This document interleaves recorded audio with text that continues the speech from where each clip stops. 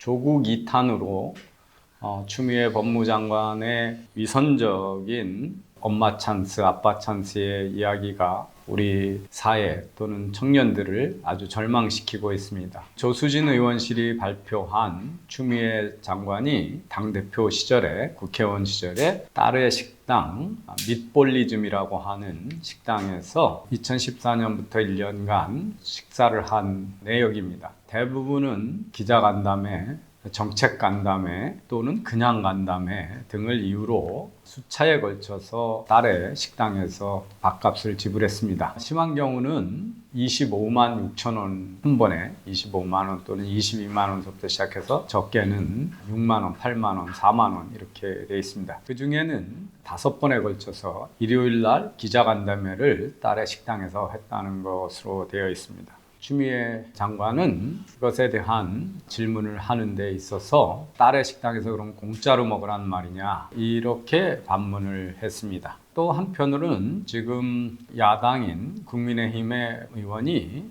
국토위에 들어갔는데 정부의 1,000억대 서울시 공사를 딴 것으로 해서 이해 충돌이 있지 않느냐 이렇게 비난을 받고 있습니다. 그러자 이제 박 의원은 또 박원순 시장이 나한테 줬을 리가 있냐, 국회의원 되고 나서 사업이 줄었다 이렇게 대답을 하고 있습니다. 여기서 이제 본인들이 지금 우리나라 공직자, 권력 있는 사람들의 그 도덕 또는 그 사회 규범에 대한 인식이 얼마나 천박한가를 좀 보실 필요가 있습니다. 보통 이런 경우에 이해 충돌이다, conflict of interest라는 말로 얘기합니다. 한 인간의 역할을 할 때 추미애 의원 또는 장관의 경우에 국회의원으로서의 공적인 이해, 그러니까 국민의 이해를 대변해야 되는, 국민의 이익을 위해서 일해야 되는 공적인 이해와 딸의 사업을 도와주겠다라고 하는 사적인 이해 사이에 여러 가지 이해가 동시에 관여할 경우 그 이해들 간에 충돌이 있는 상황을 우리가 이해 충돌이라고 합니다. 사적 이해를 앞세우는 경우에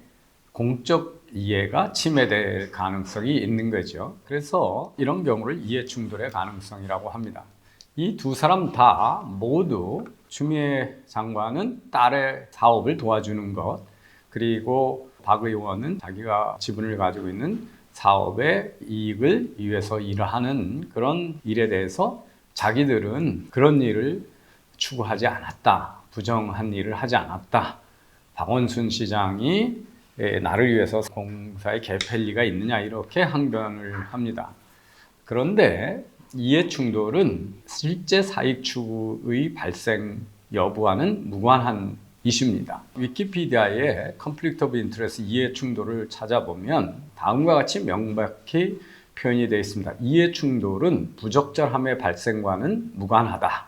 The presence of a conflict of interest is independent of occurrence of inappropriateness라고 되어 있습니다. 그래서 이해 충돌은 부패가 일어나기 전에 발견되고 피할 수 있어야 되는 일이다 이렇게 됩니다. 그래서 실질적으로 부적절한 행위를 했거나 부패 행위를 했다는 게 아니라 과거 경험과 객관적 증거를 기반해서 다른 사람들이 봤을 때 이해 충돌이 일어날 수 있는 위험이 있다고 합리적으로 의심할 수 있는 상황이면 그걸 이해 충돌이라고 그러는 거지, 특정인이 실제적으로 다른 사람의 이해에 영향을 받았느냐 아니냐가 여부가 아니다.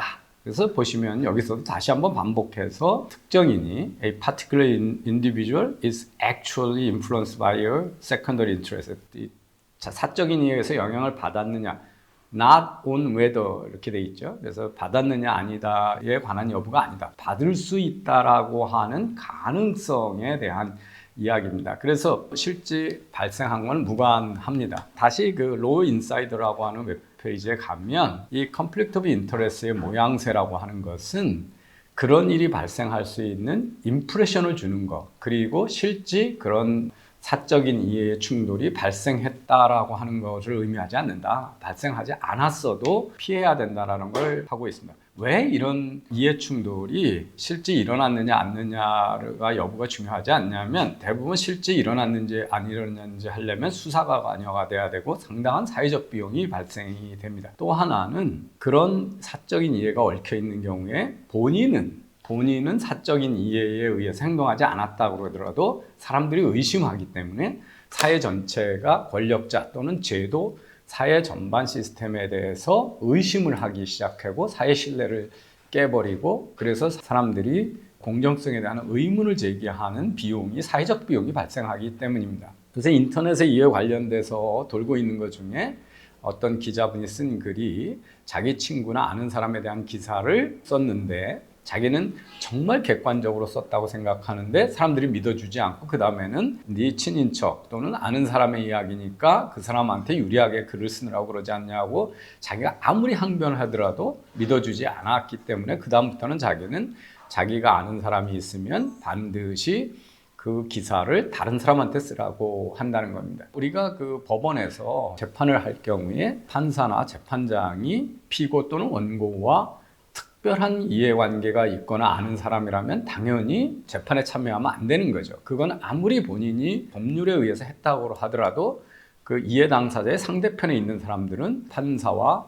또는 재판장의 판결에 대해서 의문을 제기하고, 그럼으로써 사회적으로 공정한 사회가 이루어졌다라고 하는 것에 대해서 확신이 없기 때문에 이런 모양새 또는 이런 상황 자체를 회피해야 된다는 게 이해충돌이라고 하는 겁니다. 조금 예를 들어보면 WHO, 요새 논란이 되고 있는 WHO하고 남미의 헬스 오가니제이션 쪽에 가면 Conflict of Interest라고 하는 이해충돌 방지에 대한 가이드라인이 나와 있습니다. 여기 예의 첫 번째가 뭐냐면, 당신이 어떤 행사를 하는데 당신의 친인척이 운영하는 호텔에서 행사를 한다.